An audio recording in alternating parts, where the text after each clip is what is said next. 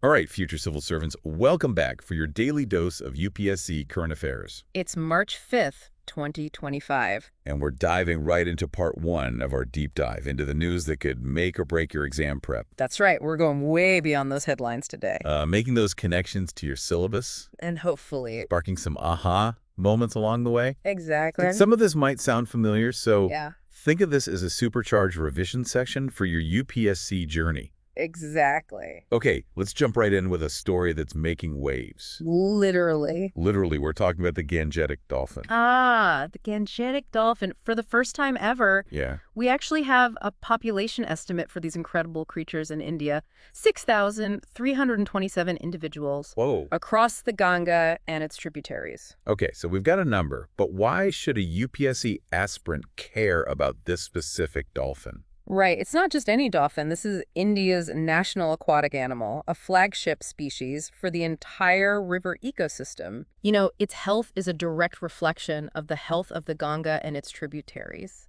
Yeah. So when we talk about Gangetic dolphin conservation, we're actually talking about the health of the entire river system, which impacts millions of people. That's a really important point for understanding the bigger picture.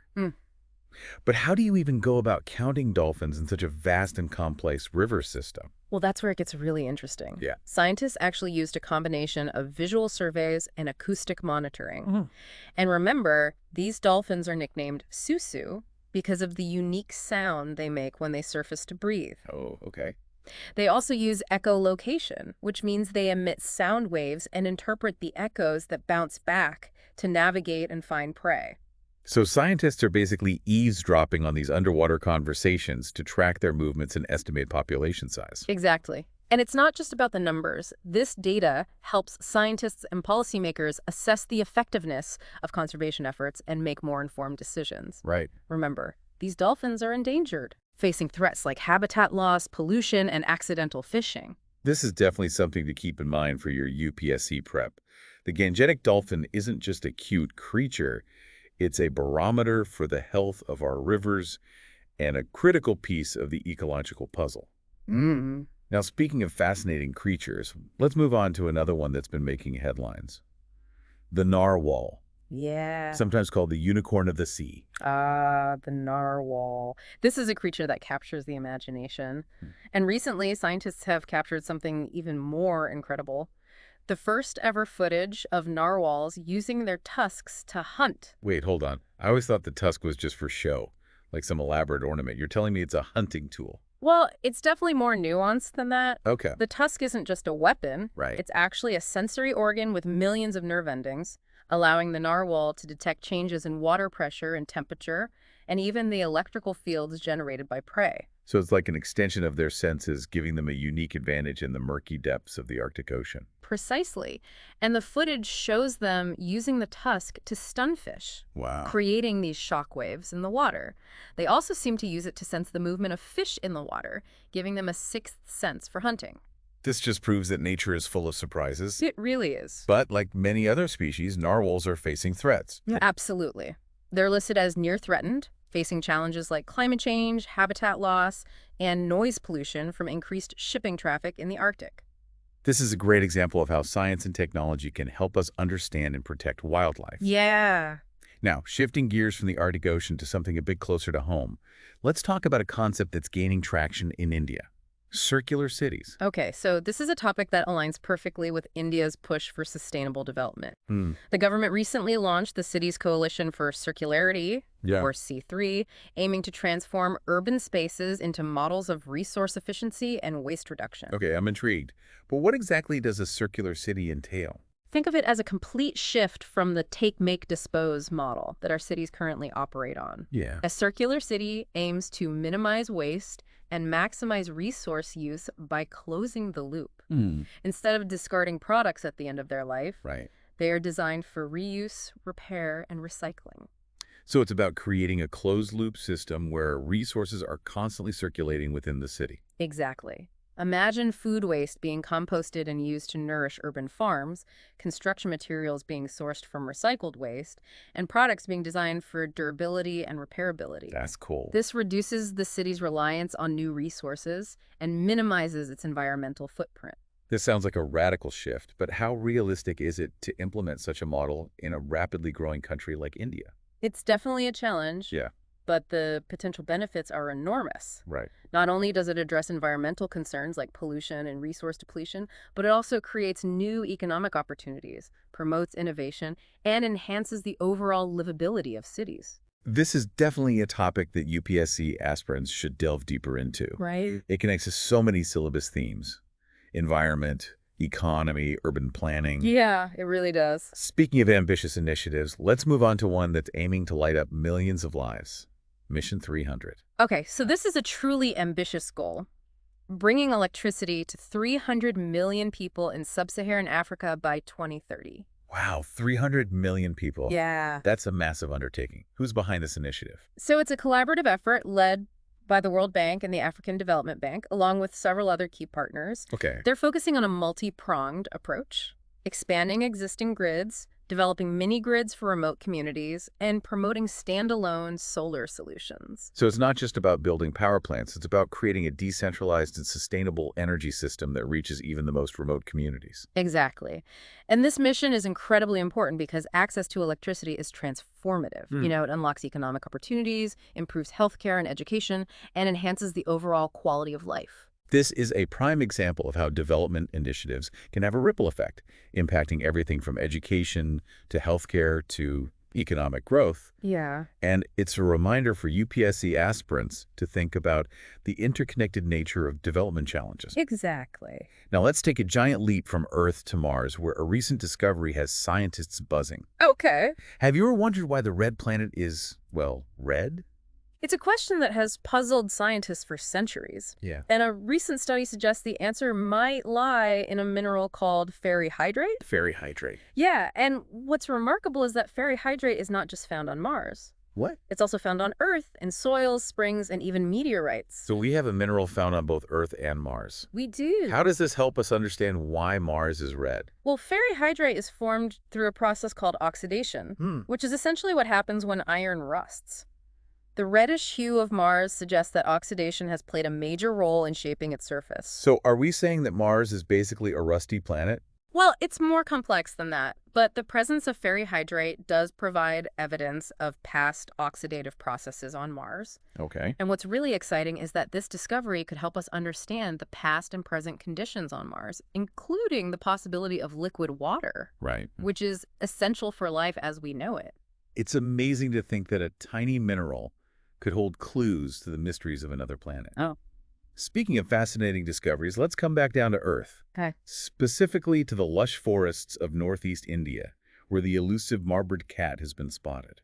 Ah, this is a rare and exciting sighting. It is. The marbled cat, known for its stunning marbled coat, is a master of camouflage, blending seamlessly into the forest canopy. It sounds like a creature straight out of a fantasy novel. But I believe these cats are quite rare, aren't they? Yes, they are classified as near-threatened, facing threats like habitat loss and hunting. And their distribution is fragmented across Southeast Asia, including Northeast India. This recent sighting in Dihing Patkai National Park is a positive sign, suggesting that conservation efforts might be having an impact. This is a reminder that even amidst the hustle and bustle of current affairs, there are still hidden wonders waiting to be discovered and protected. Exactly. And speaking of protecting our planet's biodiversity, let's turn our attention to World Wildlife Day, which was just celebrated on March 3rd. This year's theme, Wildlife Conservation Finance, Investing in People and Planet, highlights a crucial aspect of conservation: funding. It recognizes that protecting wildlife requires substantial financial resources, not just for research and conservation programs, but also for community engagement and sustainable development initiatives. So it's about recognizing that conservation isn't just a scientific endeavor. Right. It's also an economic and social one. Exactly. We need to invest in both people and planet to achieve long-term success. I completely agree. And the theme also emphasizes the importance of innovative financing mechanisms, such as ecotourism, sustainable harvesting, and payment for ecosystem services to ensure that conservation efforts are not only effective, but also sustainable in the long run. This is a crucial message for policymakers, conservationists, and citizens alike. Yeah. Protecting our planet's biodiversity requires a multifaceted approach that includes sustainable financing strategies. Now, let's stay in India for our next story, which takes us to the heart of Madhya Pradesh, where Nauradehi Wildlife Sanctuary is making headlines for its unique inhabitants. So this sanctuary is a haven for wolves, boasting the highest wolf population in Madhya Pradesh. Wolves. Yeah. And what's particularly interesting is that it acts as a vital corridor between several key tiger reserves, connecting Panna Tiger Reserve and Satpura Tiger Reserve. Wait a minute. Wolves in India? I always thought they were more of a North American or European species. That's a common misconception. Okay. India has a significant wolf population, and Nauradehi plays a crucial role in their conservation. The sanctuary is a dry, mixed, deciduous forest, providing a diverse habitat for wolves and their prey. So, by protecting Nauradehi, we're not just safeguarding wolves, we're also ensuring the health of a vital corridor that connects larger tiger populations. Precisely. And it's important to understand that wolves are apex predators, playing a crucial role in regulating prey populations and maintaining the balance of the ecosystem. Okay. Their presence is a sign of a healthy forest, and their conservation efforts have a cascading effect on the entire food web. This is a great example of how understanding ecological relationships is crucial for effective conservation. Yeah. And it's a reminder for UPSC aspirants to think beyond individual species and consider the interconnectedness of ecosystems. For sure. Now, for our final story in this part of our deep dive, let's travel to Africa, to the shores of Lake Tanganyika, where international collaboration is taking center stage. Lake Tanganyika, the longest lake in the world, is a biodiversity hotspot teeming with unique and fascinating life forms. But like many shared resources, it faces transboundary threats, requiring a collaborative approach to conservation. So we're talking about multiple countries coming together to address environmental challenges that transcend national borders. Exactly. The 4 countries bordering Lake Tanganyika, Burundi, the Democratic Republic of Congo, Tanzania, and Zambia have joined forces to protect this precious ecosystem. They're focusing on a range of issues, from sustainable fisheries management to pollution control to habitat restoration. This seems like a massive undertaking. What are the key challenges they face in managing such a vast and shared resource? Well, one of the biggest challenges is coordinating efforts across different countries, each with its own set of priorities, resources, and regulations. It requires building trust, sharing knowledge, and developing a common vision for the future of the lake.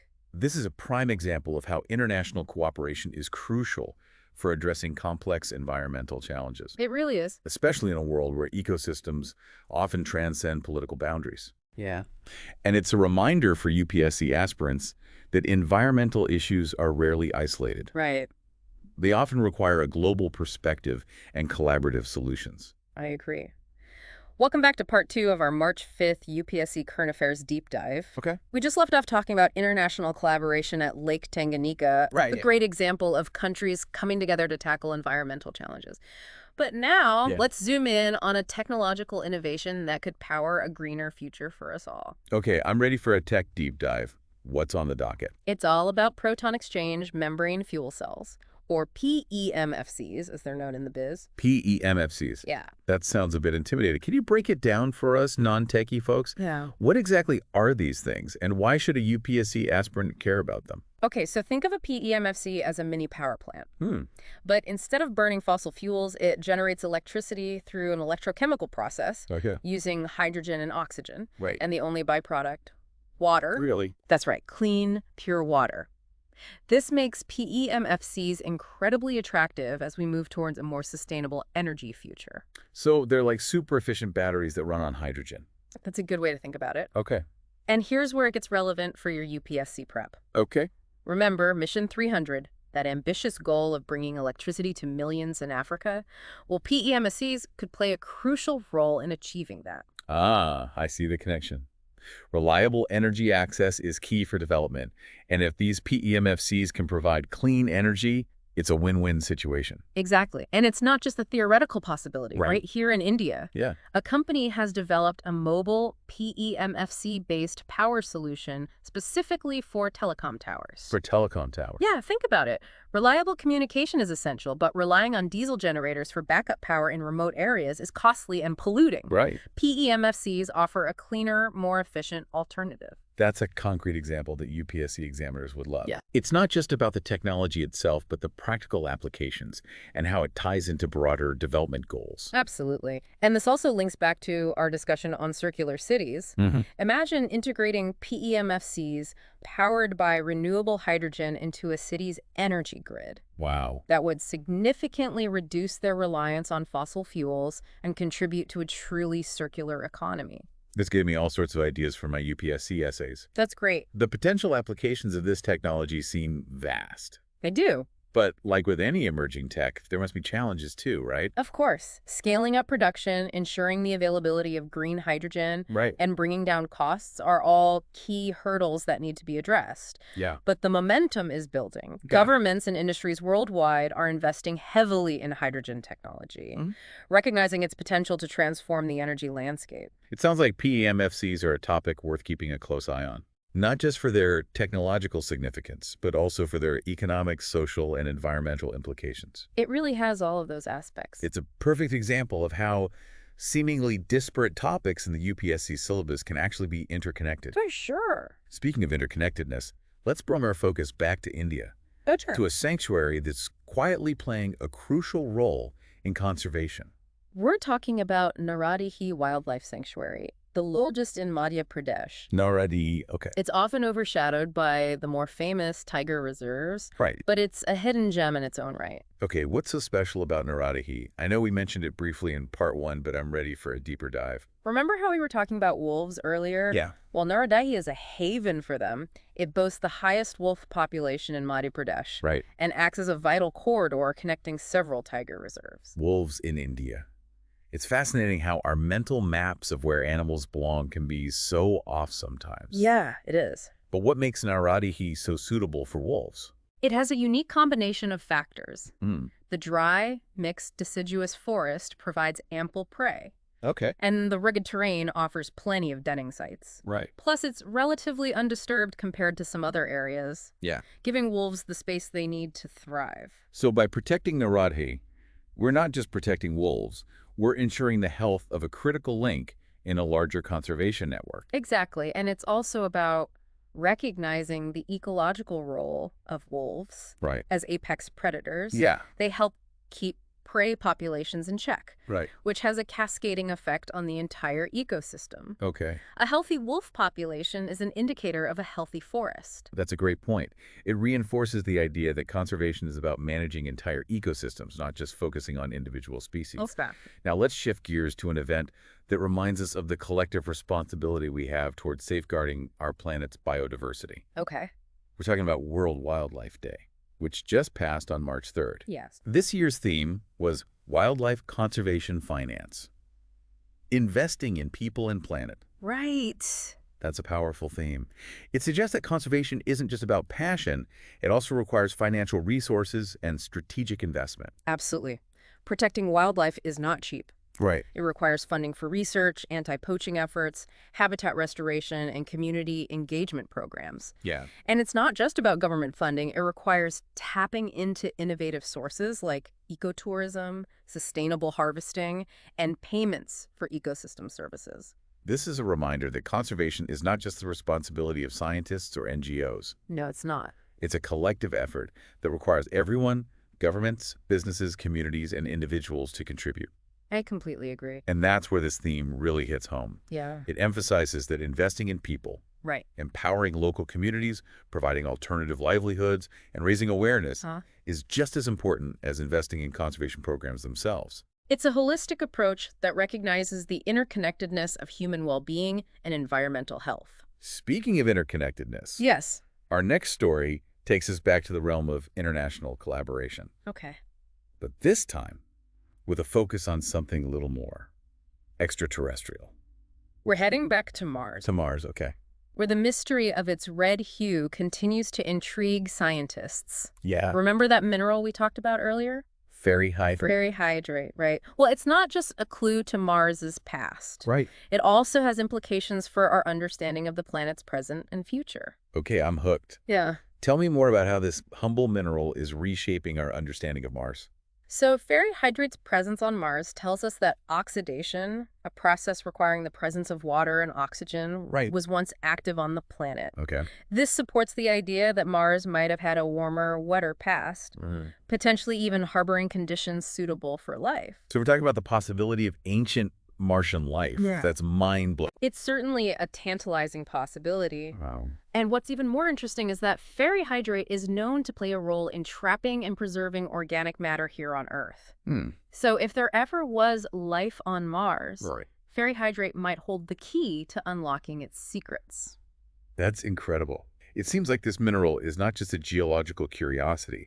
It's a potential window into the history of life beyond Earth. Exactly. And it highlights the interconnectedness of scientific disciplines. Right. What started as a geological investigation has now opened up exciting new avenues in astrobiology. Astrobiology. Yeah, the study of life in the universe. This is a reminder for UPSC aspirants to think beyond traditional disciplinary boundaries and be open to the unexpected connections that science often reveals. Absolutely. Now, before we get too lost in the vastness of space, let's return to Earth. Neck down to Earth. Where an inspiring story of wildlife conservation is unfolding right here in India. We're heading back to the lush forests of Northeast India, where the elusive marbled cat has made a reappearance. A marbled cat, yeah. Remember, this stunning feline, with its marbled coat and exceptional climbing skills, is classified as near threatened. I remember those striking markings.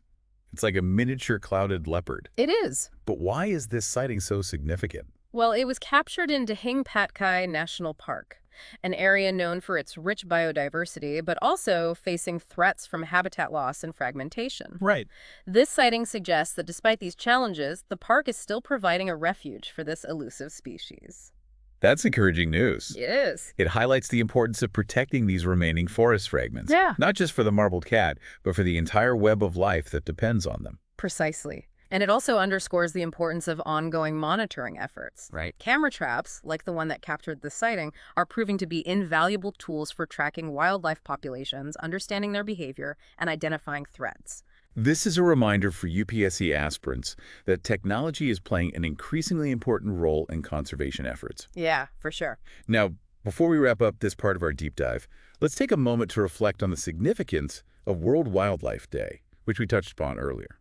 This year's theme, Wildlife Conservation Finance. Investing in people and planet resonates even more strongly when we consider stories like the marbled cat's reappearance. It highlights the need for sustained funding and innovative financial mechanisms to ensure that conservation efforts are not just reactive, but proactive. It's about creating a future where wildlife thrives, not just survives. Exact. And it requires recognizing that investing in conservation is not just an ethical imperative, it's also an investment in the health and well-being of our planet and future generations. I completely agree. World Wildlife Day is a reminder that we all have a role to play in safeguarding our planet's incredible biodiversity. Whether it's supporting conservation organizations, reducing our own ecological footprint, or simply raising awareness among our peers. Right. Every action, big or small, counts. That's a powerful message to carry with us. It is. And speaking of carrying things forward, Yes. we're going to have to pause our deep dive here for now. Okay. But don't worry. Right. We'll be back with part 3 soon, Yes. bringing you more insights to fuel your UPSC journey. Until then, keep those brains buzzing, Stay curious. and we'll catch you in our next installment.